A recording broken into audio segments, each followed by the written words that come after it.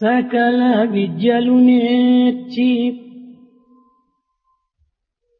సభ జయించగవచ్చు.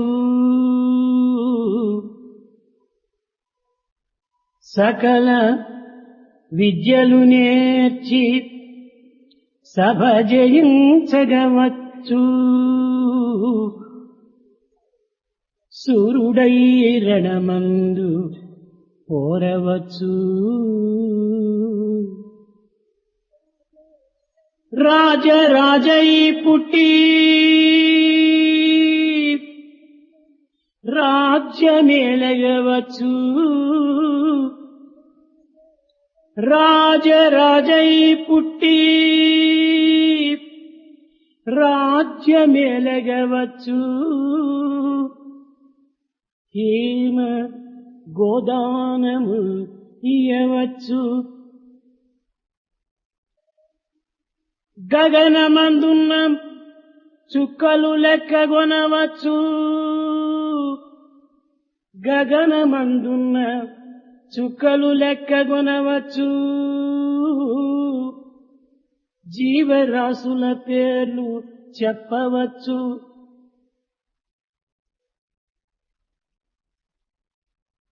అష్టాంగ విద్యలు అన్ని నేర్వగవచ్చు. అష్టాంగ విద్యలు అన్ని నేర్వగవచ్చు. చంద్రమండలమైన చేరవచ్చు. కానీ దేహేంద్రియములరికట్టి మనసు నిల్పి, కాని దేహేంద్రియములరికట్టి మనసు నిల్పి అంతర్ముఖము చేసి అనవరతము నిశ్చల సమాధి నిష్ఠుడై నిలువలేడు. విద్యార్థులారా, ఈ విశాల ప్రపంచం నందు మానవుడు నేర్చనటువంటి విద్యలు లేవు. అన్ని విద్యలు నేర్చియు అన్ని సౌఖ్యములను చూచు ఈ విశాల ప్రపంచమంతయును సంచరించి కూడాను సర్వ పదార్థముల యొక్క రహస్యమును కూడా గుర్తించినవి. కానీ తానెవరో తెలియకుండా ఉంటున్నాడు మానవుడు. ఇన్ని తెలిసి తానెవరో తనను తెలియకుండా ఉండినా ఇన్ని తెలిసి ప్రయోజనమేమిటి? కనుక మానవుడు ఈ జగత్తునందు ఉద్భవించి ఈ విశాల ప్రపంచం సర్వ విద్యలు నేర్చి మొట్టమొదట తనను తాను గుర్తించుకుంటకు తగిన కృషి చేయాలి. తానెవరో తెలుసుకుంటే జగత్తంతా ఇప్పుడు ఒక్క నిమిషంలో తెలిసిపోతుంది.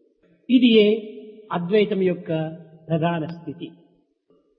పదార్థ అద్వైతము, భావాద్వైతము, క్రియాద్వైతము, ఈ మూడు అద్వైతముల యొక్క సమ్మిళిత స్వరూపమే ఈ ప్రపంచం.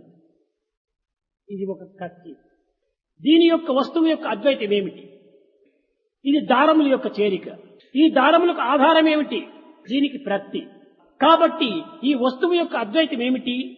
ప్రత్తి, దారము, గుడ్డ మూడు కూడాను ఒక్కటే. అదే విధముగానే ప్రతి పదార్థం యొక్క తత్వము త్రికాల భాగ్యంతో కూడినటువంటి యొక్క వస్తు స్వరూపాన్ని గుర్తించుకున్నప్పుడు అది ఏ వస్తువు యొక్క అద్వైతం అవుతుంది. ప్రత్తి